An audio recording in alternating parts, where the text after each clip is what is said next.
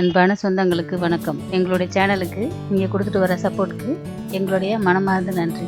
ஆரோக்கியமான, சுவையான, அருமையான, குறைஞ்ச நேரத்தில் சிகப்பரிசி கொள்ளு கஞ்சி எப்படி செய்கிறதுன்னு பார்க்கலாம். நார்மலாக எல்லாரும் பச்சரிசியில் தான் கொள்ளு கஞ்சி செய்வாங்க. ஆனால் நம்ம சிகப்பு கவனி அரிசியை பயன்படுத்தி கொள்ளு கஞ்சி எப்படி செய்கிறதுன்னு பார்க்கலாம். ஸோ தேவையான பொருட்கள்: 1 கப்பு கவனி அரிசி, 1 கப் கொள்ளு, 1 கப்பு தேங்காய் துருவி எடுத்துக்கணும். முதல்ல கொள்ளை நல்லா கழுவி எடுத்துக்கலாம். ஒரு 8 மணி நேரம் ஊற வச்சுக்கணும். நீங்கள் காலையில் கொள்ளு கஞ்சி செய்ய போகிறதா இருந்தால் நைட்டே கொள்ளை நல்லா கழுவி தண்ணி ஊற்றி ஊற வச்சிடணும். இப்போ 1 கப் அரிசியை கழுவி எடுத்துக்கலாம். அதோட ஊற வச்ச கொள்ளையும் சேர்த்துக்கலாம். குக்கரை எடுத்து அரிசி, கொள்ளு, கொஞ்சமாக கல் உப்பு, 4 கப்பு தண்ணி ஆட் பண்ணிக்கோங்க. குக்கரை மூடி ஒரு 5 விசில் வர வரைக்கும் நல்லா வேக விட்டுறணும். கொள்ளை நம்ம ஏற்கனவே ஊற வச்சதுனால சீக்கிரமாக வந்துடும். இப்போ கஞ்சி இறக்கிக்கலாம்.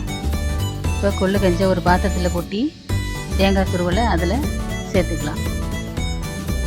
கஞ்சி கெட்டியாக இருந்ததுன்னா தண்ணி கொஞ்சம் ஆட் பண்ணிக்கோங்க.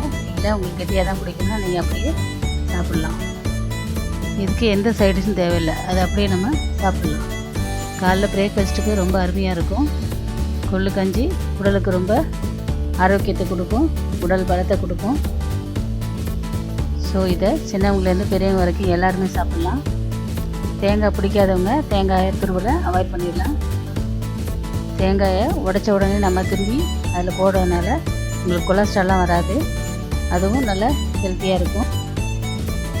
கொள்ளு கஞ்சி சாப்பிட்டா நமக்கு குதிரை பலம் கிடைக்கும். இந்த கஞ்சியை சுகர் பேஷண்ட்டு, கொலஸ்ட்ரால் உள்ளவங்க, பிபி, ப்ரெஷர் உள்ளவங்க எல்லாருமே சாப்பிட்லாம். இது சுகரை கண்ட்ரோல் பண்ணும், உடம்பை குறைக்கும். ஸோ அதனால் வாரத்துக்கு ஒரு முறை இந்த கொள்ளு கஞ்சி நம்ம எடுத்துக்கலாம். இது ரொம்ப கஷ்டம் கிடையாது, ரொம்ப ஈஸியாக செய்யக்கூடியது. நம்ம எப்போ வேணாலும் செஞ்சுக்கலாம். இதுக்கு அதிக பொருள் தேவைப்படாது, அதிக நேரம் எடுத்துக்காது. அதனால் கொள்ளு கஞ்சியை ஈஸியாக நம்ம செஞ்சிடலாம்.